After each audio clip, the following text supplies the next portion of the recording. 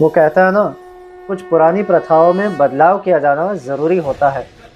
आप सभी को गणेश चतुर्थी के त्योहार की हार्दिक शुभकामनाएं। आज इस त्योहार में कुछ आवश्यक सामाजिक बदलाव किए जाने बहुत महत्वपूर्ण हो गए हैं। आखिर कब तक हम यही पीओपी के आइडल्स लाकर उनका विसर्जन करते रहेंगे? क्या हमें क्ले से बने हुए, मिट्टी से बने हुए आइडल्स में शिफ्ट ले लेना चाहिए? इन सभी के जवाब देने से पहले मैं आपको इस त्योहार की हिस्ट्री बताना चाहूँगा, क्योंकि आज लोग इस त्योहार के ऊपर टिप्पणियाँ तो बहुत करते हैं, लेकिन इतिहास की जानकारी नहीं रखते। कहा जाता है इस त्योहार को छत्रपति शिवाजी महाराज के समय से ही बहुत ज़ोरों शोरों से मनाया जाता था। फिर पेशवा लोगों के समय में भी इस त्योहार के सेलिब्रेशन को कंटिन्यू करा गया। फिर ब्रिटिश जब भारत आए तो इस त्योहार को जो स्टेट पैट्रनेज मिलती थी वो समाप्त हो गई, और ब्रिटिश के आगमन के बाद भारतवासी इस त्योहार को प्राइवेटली अपने घरों में ही मनाने लगे। फिर 1857 के युद्ध के बाद भारत में जब एंटी ब्रिटिश रेजिस्टेंस बढ़ने लगा, तो इसके चलते ब्रिटिशर्स ने भारत के किसी भी प्रकार के पॉलिटिकल गैदरिंग के ऊपर पूर्ण रूप से बैन लगा दिया, बैन डिक्लेयर कर दिया। फाइनली 1893 के वर्ष में लोकमान्य बाल गंगाधर तिलक जी ने इस गणेश चतुर्थी के त्योहार को ऑफिशियली इस्टेब्लिश किया उस समय के बॉम्बे के शहर में।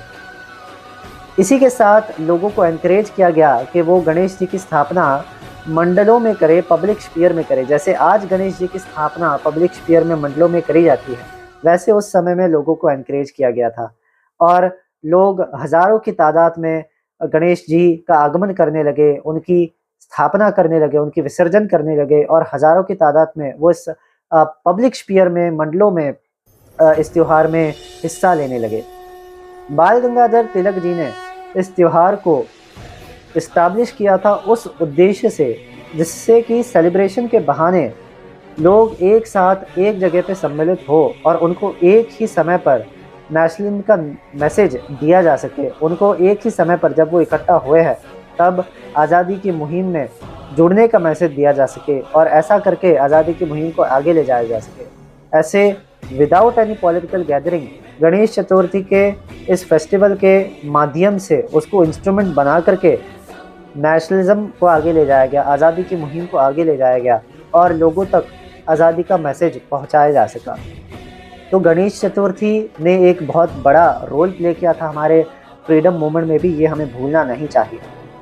पीओपी के आइडल्स बनना, विसर्जन की प्रथा आदि यही से शुरू हुआ। अगर हम प्रकृति से प्रेम करते हैं, नेचर से प्रेम करते हैं, तो हमें पीओपी की गणेश मूर्तियाँ लानी अब से बंद कर देनी चाहिए। पीओपी से बनी मूर्तियों की वजह से प्रकृति, एनवायरनमेंट पर काफ़ी सारे नेगेटिव इम्पैक्ट्स पड़ते हैं। प्रकृति पर पहला जो नेगेटिव इम्पैक्ट पड़ता है वो है वाटर पोल्यूशन। पीओपी की मूर्तियाँ नॉन बायोडिग्रेडेबल होती है, यानी कि एनवायरनमेंट और एनवायरनमेंट के एलिमेंट्स के द्वारा इन्हें तोड़ा नहीं जा सकता, इन्हें डिग्रेड नहीं किया जा सकता। ये नॉन बायोडिग्रेडेबल चीज़ें जल्दी डिग्रेड नहीं होती, और कई बार वैसी की वैसी उसी व्यवस्था में रह जाती है, एनवायरनमेंट में एक्युलेट होकर उसे हानि पहुंचाती है। तो जब पीओपी के आइडल्स का विसर्जन किया जाता है, तब ये रिजल्ट करते हैं हार्मफुल केमिकल्स में जो पानी में रिलीज होते हैं। पीओपी जो होता है उसके अंदर हार्मफुल केमिकल्स होते हैं।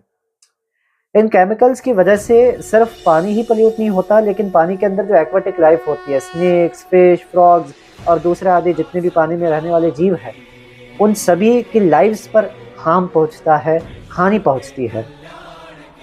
साथ ही इन आइडल्स के ऊपर जो पेंट लगा हुआ होता है, जो कलर लगा हुआ होता है, वो भी टॉक्सिक केमिकल्स को कंसिस्ट करता है, अतः एक्वाटिक लाइफ को डैमेज करता है। दूसरा जो इम्पैक्ट है वो ये है कि पीओपी के आइडल्स इंसोल्यूबल होती है, यानी ये आइडल जो है वो पानी में डिज़ोल्व ना होके उसके ऊपर फ्लोट करती है। यही कारण है कि हर साल गणेश चतुर्थी के बाद हमारे पास बहुत सारी फ़ोटोज़ और वीडियोज़ आती है व्हाट्सएप पर, जिसमें गणेश जी के या तो हाथ फ्लोट कर रहे होते हैं, या तो उनके शरीर का कोई दूसरा पार्ट फ्लोट कर रहा होता है। और इसीलिए मिट्टी से बने हुए गणेश आइडल्स ही सूटेबल भी है और एनवायरनमेंट इको फ्रेंडली भी है। वे डिसॉल्व भी हो जाते हैं और प्रकृति को हानि भी नहीं पहुंचाते हैं। आखिरी पॉइंट ये है कि गणेश चतुर्थी के दौरान मेनली विसर्जन के समय पर काफ़ी सारा ट्रैश इकट्ठा हो जाता है। विसर्जन के स्थल पर प्लास्टिक, हार, फूल के पत्ते आदि सब जमा हो जाते हैं। त्योहार खत्म हो जाने के बाद तो सोचो जैसे कि लोगों को जमा हुए इकट्ठा हुए वेस्ट की कोई परवाह ही ना हो। यही कचरा फिर पानी में मिक्स हो जाता है और इससे पानी पल्यूट हो जाता है, वाटर पोल्यूशन होता है और वही सेम साइकिल चलती है कि प्रकृति को हानि होती है। प्रकृति के जो जीव जंतु होते हैं उनको हानि होती है इस कचरे की वजह से। मैं अपनी तरफ से, मेरी तरफ से चाहता हूँ कि इस त्योहार के खत्म हो जाने के बाद एनुअली स्पेशली वेस्ट को क्लीन करने के लिए स्पेशल कमिटियाँ बनाई जाए, कमिटीज़ बनाई जाए, जिनका यही ऑब्जेक्टिव रहेगा कि जो कचरा इकट्ठा होता है उसको क्लीन करना। चाहे ये कमिटीज़ लोग खुद बनाए या जो लोकल अथॉरिटीज़ है वो बनाए।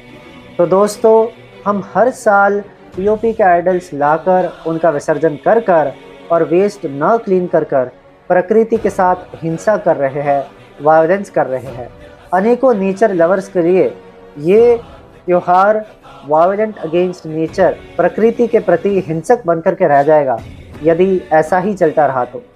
आप दोस्तों देख लीजिए कि कोई भी वेद में, कोई भी उपनिषद या पुराण, आप कोई भी वैदिक लिटरेचर उठा करके देख लीजिए, किसी भी वेद में ऐसा नहीं लिखा गया है, ऐसा मेंशन नहीं किया गया है कि आपको पीओपी के आइडल्स इस त्योहार में लानी चाहिए, उनकी स्थापना करनी चाहिए, पूजा करनी चाहिए और उन पीओपी के आइडल्स का आपको विसर्जन करना चाहिए। वेदों में जहाँ तक मैंने देखा है सिर्फ गणपति भगवान का ही उल्लेख, उनको ही मेंशन किया गया है। इस त्योहार में पीओपी के आइडल्स लाकर उनका विसर्जन करना कहीं पर भी ये मेंशन नहीं किया गया है दोस्तों। और मैं ये नहीं कह रहा कि आपको गणेश आइडल्स इस त्योहार में नहीं लाने चाहिए और उनकी स्थापना नहीं करनी चाहिए। मैं ये भी नहीं कह रहा कि विसर्जन की प्रथा गलत है और विसर्जन की प्रथा नहीं होनी चाहिए। होनी चाहिए, बिल्कुल होनी चाहिए। और मैं ये भी नहीं कह रहा दोस्तों कि गणेश भगवान की इस त्योहार के दौरान पूजा नहीं होनी चाहिए। होनी चाहिए, बिल्कुल होनी चाहिए। मैं सिर्फ आपको इतना कह रहा हूँ, मैं सिर्फ इतना अर्ज कर रहा हूँ कि सब होना चाहिए कि गणेश चतुर्थी के दौरान गणेश भगवान का ज़ोरों शोरों से आगमन भी होना चाहिए, उनकी स्थापना करके उनकी पूजा भी होनी चाहिए, उनका विसर्जन भी होना चाहिए। लेकिन सिर्फ पीओपी के आइडल्स का ये सब नहीं होना चाहिए। मैं सिर्फ पीओपी के आइडल्स को रिप्लेस करना चाह रहा हूँ मिट्टी के आइडल्स के साथ, कि ये सब चीज़ें मिट्टी के आइडल्स के साथ होनी चाहिए, क्ले से बने हुए इको फ्रेंडली आइडल्स के साथ होनी चाहिए, है ना। मैं सिर्फ पीओपी के आइडल्स के विरोध में हूँ। पीओपी के आइडल्स की जगह मिट्टी से बने हुए आइडल्स को यूज़ करिए, ये इको फ्रेंडली भी रहेगा और आप नेचर के प्रति भी किसी भी प्रकार से हिंसा नहीं करोगे। दोस्तों, इस वीडियो का अंत करना चाहूँगा इस गणेश चतुर्थी के फेस्टिवल के सुपरस्टिशंस को डिस्क्राइब करके। आज भी भारत में काफ़ी सारे फैमिलीज़ के अंदर गणेश चतुर्थी के फेस्टिवल के संदर्भ में काफ़ी सारे सुपरस्टिशंस है जो कि यूजलेस है, उनको मैं डिस्क्राइब करके इस वीडियो का अंत करना चाहूँगा। काफ़ी सारी फैमिलीज़ में ऐसी बिलीव्स है कि यदि हम अपने घर में गणेश भगवान की स्थापना करेंगे तो फैमिली में बैड लक आएगा। कुछ लोग मानते हैं कि यदि उनसे गणेश की पूजा में, गणेश चतुर्थी के दौरान कोई विघ्न उत्पन्न हो गया, पूजा में कोई प्रॉब्लम हो गई, उनसे प्रॉब्लम हो गई तो पाप लगेगा, गणेश भगवान उनको माफ़ नहीं करेंगे, फैमिली में गलत चीज़ें होगी। अब आप ही मुझे कहिए कि जो भगवान स्वयं विघ्नहर्ता है वो कैसे फैमिली में किसी विघ्न उत्पन्न होने के वजह से, उनकी पूजा के दौरान विघ्न उत्पन्न होने की वजह से विघ्न उत्पन्न होने दे सकते हैं। आप समझिए कि जो भगवान खुद विघ्नहर्ता है वो कैसे किसी फैमिली में विघ्न उत्पन्न होने दे सकते हैं। वो तो विघ्न के निवारक है, वो तो विघ्न को निकालते हैं। तो आप ही सोचिए, लॉजिकली सोचिए। और विघ्न उत्पन्न होना, गलत चीज़ें घर में होनी, बैड लक आना, गलत परिणाम निकलने, ये सब तो परिवार एवं परिवार के खुद के कर्मों की वजह से उत्पन्न होता है। अपने बैड लक के लिए, अपने साथ हुई बुरी चीज़ों के लिए भगवान को दोष देना, ये तो कोई नियम नहीं है ना, ये तो कोई गलत बात है ना। गणेश चतुर्थी के इस फेस्टिवल को इस्टाब्लिश ही कोलोनाइजेशन को अपोज करने के पर्पस के लिए किया गया था। तो फिर इसमें कैसा पाप और कैसा पुण्य और कैसा विघ्न।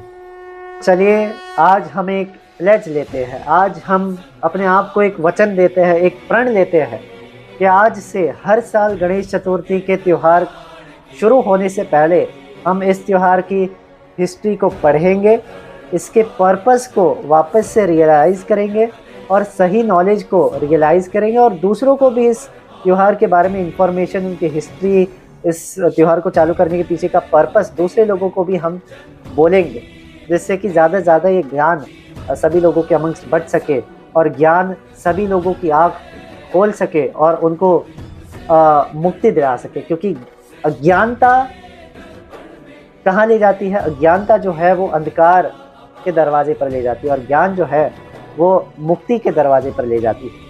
साथ ही इस त्यौहार के पहले सभी सुपरस्टिशंस को भी हम त्याग कर दे, ये भी हमें करना चाहिए और भक्ति भाव के साथ इस त्यौहार को सेलिब्रेट करें बिना कोई सुपरस्टिशंस के, मिसअंडरस्टैंडिंग्स के। धन्यवाद।